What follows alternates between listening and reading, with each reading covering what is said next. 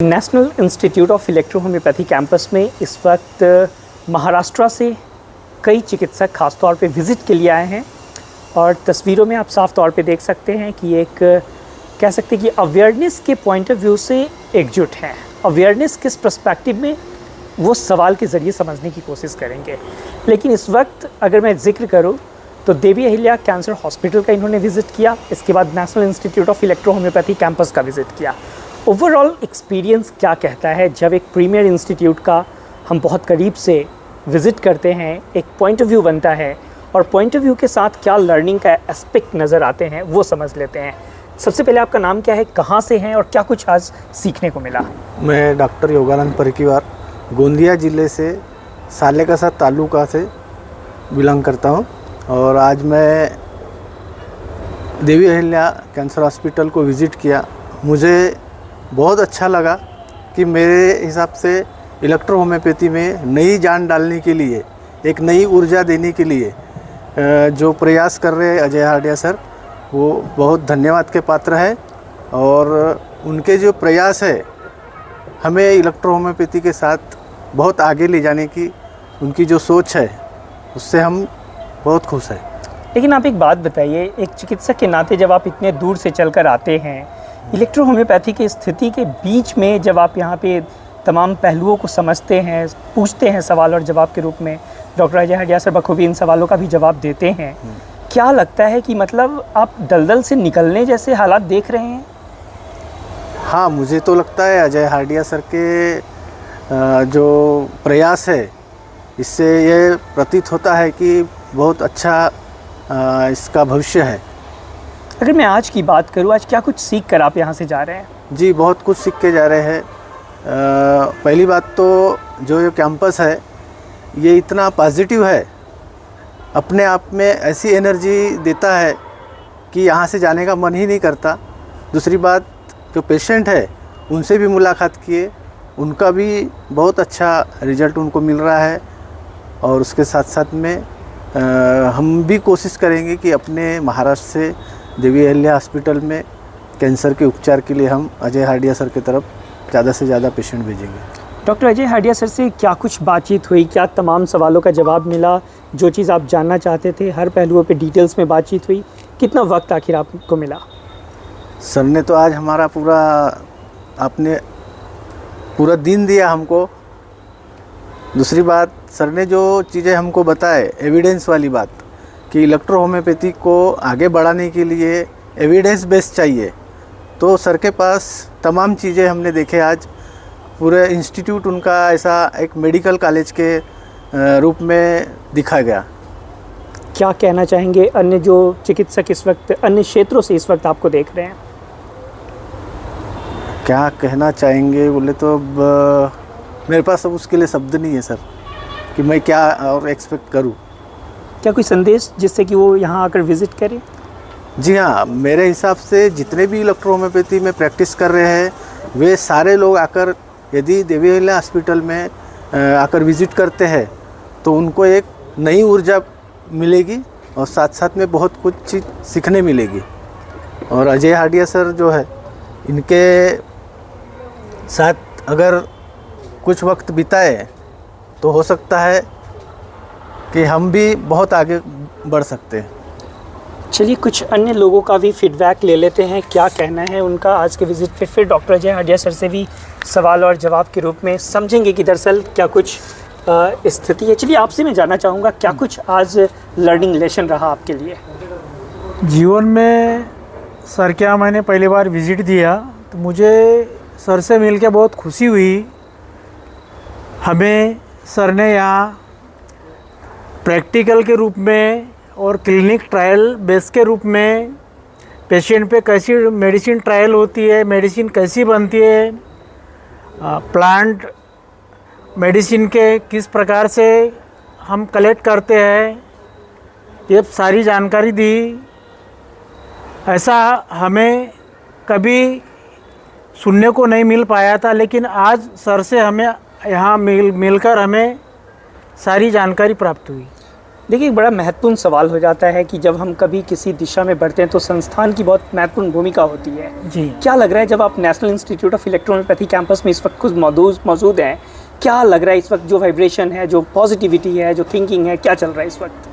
हमें यहाँ आकर बहुत अच्छा लगा। हमें यहाँ आकर पॉजिटिव एनर्जी मिली। जैसा कि हम आज तक हमें पता नहीं था कि होम्योपैथी का भी एक कॉलेज होता है, लेकिन यहाँ हमें आकर ऐसा महसूस हुआ कि यहाँ होम्योपैथी का भी एक मेडिकल कॉलेज है और इसके आगे उत्थान के लिए सर के अगत प्रयास से हमें और आगे बढ़ने में सहायता मिलेगी। अगर मैं एक सवाल पूछूं जहां पे आपको लगता है कि इलेक्ट्रोहोम्योपैथी में इस वक्त आपको कदम बढ़ाने की ज़रूरत है, क्या उन सवालों पे सर से बातचीत हुई? जी हाँ। मार्गदर्शन मिला साफ तौर पे? जी हाँ। कुछ बताएंगे क्या कुछ हो रहा? सर ने अपने इलेक्ट्रोहोम्योपैथी के बारे में हमें काफ़ी अच्छी जानकारी दी कि हम इस इलेक्ट्रोहोम्योपैथी को किस तरह से आगे बढ़ाएंगे, और इसी तरह से आप लोगों का हमें सहयोग रहा तो हम इसे और भी अच्छे लेवल तक पहुंचाने की कोशिश करेंगे। यकीनन हेल्थ के लिए एक न्यू डायरेक्शन की बात हम साफ तौर पे समझ सकते हैं। हालांकि डॉक्टर अजय हडिया सर खुद यहाँ पे मौजूद है। सीधा सवाल ले लेते हैं, जब तमाम लोग एक साथ एक फ्रेम में नज़र आ रहे हैं, क्या कुछ इंटरेक्शन का माहौल रहा? और हालांकि नए साल जब शुरू हुए हैं तो क्या डायरेक्शन इस वक्त तय करने की ज़रूरत है? नमस्कार सभी महाराष्ट्र के इलेक्ट्रोपैथी चिकित्सकों का मैं इस NIH कैंपस में स्वागत करता हूं। काफ़ी समय से डॉक्टर पर्रिकर जी मेरे संपर्क में हैं और विज़िट करना चाह रहे थे। 2 महीने पहले भी उन्होंने टाइम लिया था, परंतु किस वजह से नहीं आ पाए। और फिर मेरे पास एक सप्ताह पहले फ़ोन आया कि हम लोग 7 तारीख को निकल के 8 तारीख को हम पहुँचेंगे। आज ये अपनी पूरी टीम के साथ यहाँ पर आए हैं और हमने अपने पूरे हॉस्पिटल की एक्टिविटीज़, पूरे किस प्रकार से हम ट्रीटमेंट करते हैं, हमारी जो हर्बल स्पर्जरिक लैब है वो भी हमने इनको दिखाई, पूरा हमने इनको कैंपस दिखाया। तो यही हमारी इनसे चर्चा हुई है कि हम सब लोग मिलके इलेक्ट्रोहोम्योपैथी को यदि हमें राष्ट्रीय लेवल तक पहुंचाना है, हमें जन जन तक पहुंचाना है, तो एक देवीअहल्या हॉस्पिटल और एक NIH ही नहीं कर सकता। उसके लिए सभी हर इलेक्ट्रोपैथी चिकित्सक को आगे बढ़ना होगा, अपनी चिकित्सा विधा के अंदर प्रैक्टिस कर कर और जन जन तक पहुंचाना होगा। इलेक्ट्रोपैथी वो चिकित्सा विधा है जहां पर होपलेस पेशेंट, जो अन्य चिकित्सा विधा में जहां उनका इलाज करने के बाद भी वो ठीक नहीं हो पाते हैं, वो पेशेंट इलेक्ट्रोपैथी से ठीक हो सकते हैं और देवीअहल्या हॉस्पिटल में हो रहे हैं। तो हम यदि उन मरीजों को, जो होपलेस मरीज़ है, उनमें यदि हम वापस से उनको ठीक कर दें तो निश्चित है कि इलेक्ट्रोपैथी जन जन तक पहुँचेगी और एक दिन ऐसा आएगा कि इलेक्ट्रोपैथी को स्वमेव रिकग्निशन मिल जाएगा। यदि पब्लिक रिकग्निशन मिल जाता है तो फिर सरकार का रिकग्निशन तो ऑटोमेटिक मिल जाता। सरकार क्या, आप और हम मिलकर ही सरकार बनाते हैं। तो ये सबसे महत्वपूर्ण पहलू है और इन सबको मैंने सलाह दी है कि आप अपने क्लिनिक में जब भी पेशेंट आता है, उन सबका आप उनकी ज़रूरी पेशेंट की आप टेस्ट आपको करना चाहिए। ब्लड टेस्ट कराइए, उनका एक्सरे कराइए, उनका सोनोग्राफी कराइए, उनका CT स्कैन कराइए, जो जिसकी आवश्यकता है, और वो पेशेंट ठीक होता है दोबारा से फिर आप कराएं। तो इससे हमारा एक एविडेंस बनता है और ये एविडेंस हमारे आने वाले समय के अंदर हमें हमारे राज्य सरकारों को, हमारी केंद्र सरकारों को देने के लिए महत्वपूर्ण एक दस्तावेज बनेगा। एक बहुत महत्वपूर्ण सवाल हो जाता है जब तमाम लोग ग्राउंड लेवल से जुड़े हैं, और मैं कह सकता हूं कि ये उन क्षेत्रों से आते हैं जहां पे मेन स्ट्रीम जो हेल्थ सिस्टम है वो भी बहुत पुअर नज़र आती है। क्या लगता है जब इन लोगों से मिले, बातचीत हुई, इन लोगों की हालात को देखकर आपका पहला रिएक्शन क्या बनता है? हाँ, देखिए, मेरा तो रिएक्शन यही है कि ये लोग बहुत ही ऐसी जगह प्रैक्टिस कर रहे हैं जहाँ पर चिकित्सा उपलब्ध ही नहीं है।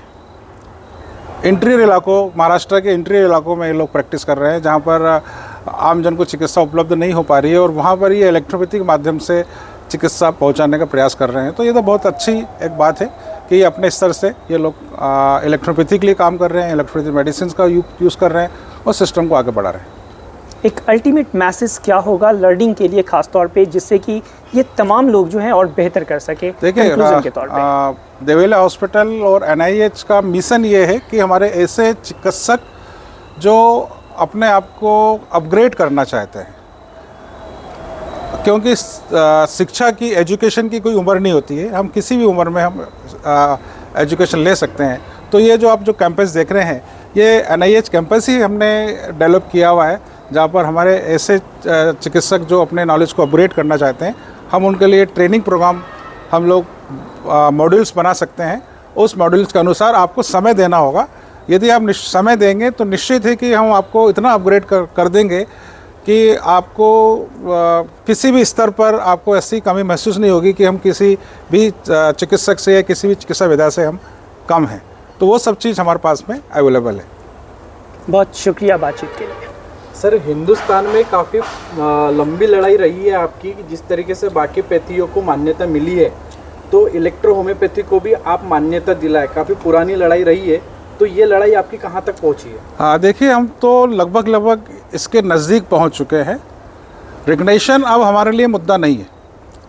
रिकग्निशन तो हम सरकार से लेके रहेंगे, या सरकार हमें यूं ही देगी, इसलिए देगी कि हमने एक वो अल्टरनेट सिस्टम हमने तैयार कर लिया है कि जहाँ पर कैंसर जैसे क्षेत्र में जहाँ पर एलोपैथी फेल होती है, वहाँ पर इलेक्ट्रोपैथी चिकित्सा के द्वारा उन मरीजों की पैलिएटिव केयर हम लोग कर रहे हैं और बहुत बेहतर तरीके से कर रहे हैं।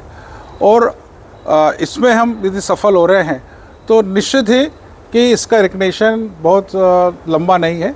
सरकार को भी हमने हमारी सब जो भी हमारा एविडेंस है, हमारे डाटाज हैं, हम समय समय पर हम देते आ रहे हैं, और सरकार भी हमारे फेवर में है और फेवर में निर्णय शीघ्र लेगी, ऐसी हमें आशा है। इलेक्ट्रो होम्योपैथी क्षेत्र में अजय हार्डिया ये काफ़ी बड़ा नाम है, परंतु इस क्षेत्र के डॉक्टरों को बाकी पैथी के जो डॉक्टर्स लोग देखने का नज़रिया है वो काफ़ी गलत है। इस पर आप उन डॉक्टरों को और आपके पैथी में जो डॉक्टर्स काम कर रहे हैं उनको क्या मैसेज देना चाहिए? देखिए, मेरा मैसेज तो यही है कि हमारे जो चिकित्सक हैं अपनी चिकित्सा विधा में कार्य करते हुए वो आगे बढ़ेंगे तो निश्चित ही कि वो सफल होंगे, और जब वो सफल होंगे तो अन्य चिकित्सा विधा के लोग भी उनको नेगलेक्ट नहीं कर सकते हैं। उनको भी मानना पड़ेगा कि भाई ये चिकित्सक भी एक चिकित्सक है और हमसे बेहतर हैं, क्योंकि इलेक्ट्रोपैथी वो चिकित्सा विधा है जहाँ पे अन्य चिकित्सा विधा फेल हो जाती हैं, और वो मरीज़ जब हमारे पास में आ रहे हैं, वो मरीज़ जब हमारे पास से ठीक हो रहे हैं, तो हम तो उनसे बेहतर हो गए ना। तो निश्चित है कि एक समय ऐसा आएगा कि इलेक्ट्रोपैथी चिकित्सकों का लोग बहुत ही सम्मान की दृष्टि से देखेंगे। और मैं अभी भी फील कर रहा हूँ कि ऐसे हमारे देश में ऐसे बहुत सारे हमारे पास जो मरीज आते हैं वो हमें फीडबैक देते हैं कि साहब हमने देखा इलेक्ट्रोपैथी के द्वारा आप ट्रीट कर रहे हैं, हमने हमारे पास ही किसी इलेक्ट्रोपैथी डॉक्टर से मिले और उन्होंने हमें ट्रीट किया, और ट्रीटमेंट करने के बाद में हमें वहाँ से लाभ भी मिला। हमने उनसे बोला तो उन्होंने ये भी सलाह दी कि आप देवेला हॉस्पिटल जाएँ, वहाँ से आप ट्रीटमेंट कराएँ। तो ये बात मरीजों को भी समझ में आने लगी, और मरीज भी अब इलेक्ट्रोपैथी चिकित्सकों को ढूंढने लगे हैं कि वो कहाँ है, हमें मिल जाए और हम उस इलेक्ट्रोपैथी से इलाज करा लें।